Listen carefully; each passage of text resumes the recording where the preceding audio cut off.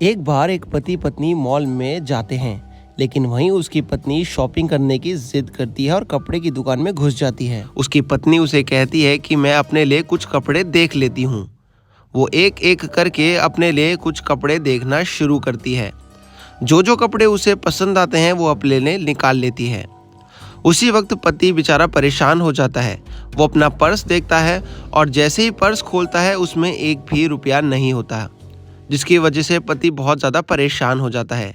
लेकिन वहीं दूसरी तरफ जो उसकी पत्नी है वो अपने लिए ढेर सारे कपड़े छांटना शुरू कर देती है।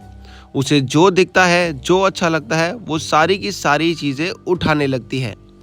वहीं पति सोचता है कि अगर मेरी पत्नी ने इतनी सारी चीज़ें उठा ली तो बिल कराते वक्त मैं उसे क्या जवाब दूंगा। मेरे पास तो एक फूटी कौड़ी भी नहीं है। ये सोच के वो बेहद ही ज़्यादा परेशान हो जाता है। लेकिन वहीं दूसरी तरफ पत्नी कपड़े के साथ साथ जूते, चप्पल जैसी अन्य चीज़ें भी खरीदने लगती है। पति के दिमाग में एक ही बात चल रही होती है कि मैं ये सारी चीज़ें इसे कहाँ से दिलाऊंगा, तो चलो कोई तरकीब लगाता हूँ। जैसे ही पत्नी उसके पास आती है और पूछती है कि मैंने ना कुछ कपड़े ले लिए, बस मुझे एक दो कपड़े ही और लेने हैं, फिर उसके बाद तुम इन सब के पैसे दे के बिल करा देना, फिर हम इन सबको लेके घर चलेंगे। पति बेचारा दिमाग लगाना शुरू होता है कि मैं करूं तो क्या करूं। इतने में पत्नी एक ड्रेस और ले आती है। पत्नी एक एक करके वो सारी ड्रेस ट्राई करना शुरू करती है कि मैं ये लूं या वो लूं या फिर सारी ले लूं। फिलहाल पत्नी इस कन्फ्यूजन में है कि वो कौन सी ड्रेस ले, और वहीं दूसरी तरफ पति इस कन्फ्यूजन में है कि वो ये सारी ड्रेस अपनी पत्नी को दिलाए तो दिलाए कहाँ से। पत्नी एक एक करके सारी ड्रेस को चॉइस कर लेती है और पति कह भी देता है कि ठीक लग रही हैं। इतने में पति को तरकीब आती है कि वो अपने कुछ दोस्त को फ़ोन करके उधार ले ले। वो अपने दोस्त को फ़ोन मिला के कहता है, भाई मेरी कुछ मदद कर दे। दोस्त कहता है, बता क्या हुआ। पति कहता है, यार मुझे कुछ पैसे की ज़रूरत है, मेरी पत्नी कपड़े लेने मॉल में आ गई है। वो बोलता है, बस इतनी सी बात, मैं अभी आता हूँ, तुझे कुछ पैसे दे के चले जाता हूँ, तो मुझे पहले ही बता देता। उसका पति कहता है, ठीक है तू आ जा। इतने में पत्नी एक ड्रेस और सेलेक्ट कर लेती है। पति फटाफट से कहता है, चलो अब बिल करा लेते हैं, ये सब अच्छी लग रही है। और वो बिलिंग काउंटर के वक्त आगे चलते हैं और सोचते हैं कि मेरा दोस्त अभी पैसे लेके आता होगा, मैं पत्नी को थोड़ा सा अलग भेज देता हूँ। उसका दोस्त आता तो है, लेकिन वो कहता है, ले दोस्त मेरे पास तो 1000 ही रुपये हैं। वो 1000 रुपये दे के चला जाता है, लेकिन पति परेशान हो जाता है कि इस 1000 रुपये में वो इसको कैसे कपड़े दिलाएगा।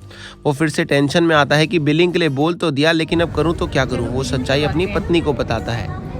मेरे पास 1000 रुपया ही है सिर्फ। अरे कोई बात नहीं, पैसे मैं लेके आई हूँ। करा लो, कोई नहीं। पत्नी की ये बात सुन के पति बेचारा और भी शर्मिंदा महसूस करने लगता है कि मेरे पास पैसे नहीं हैं और पत्नी को ही आज अपने पैसों से कपड़े लेने पड़ेंगे। वो बेचारा वो 1000 रुपये भी पत्नी को दे के बोलता है, तुम बिल कटवा लो, मैं तुम्हारा बाहर इंतज़ार करता हूँ। पत्नी वहीं खड़े बिल कटवाना शुरू करती है। वो लाइन में लगने के बाद जैसे ही उसका बिलिंग का नंबर आता है, वो सारे के सारे कपड़े वहाँ खोल देती है और वहाँ पे बोलती है कि इन सब का बिल कर दीजिए। वहाँ पे जैसे ही बिल होना शुरू होता है, वो और कुछ चीज़ें भी देखने लगती है।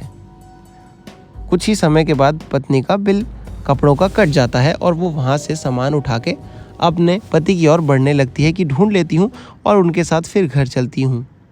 थोड़ी सी आगे कोने पे पति खड़ा होता है और बस वो उसके साथ घर आ जाती है। आगे क्या हुआ आप ही देख लीजिए। बहुत ज़्यादा। ले आई कपड़े।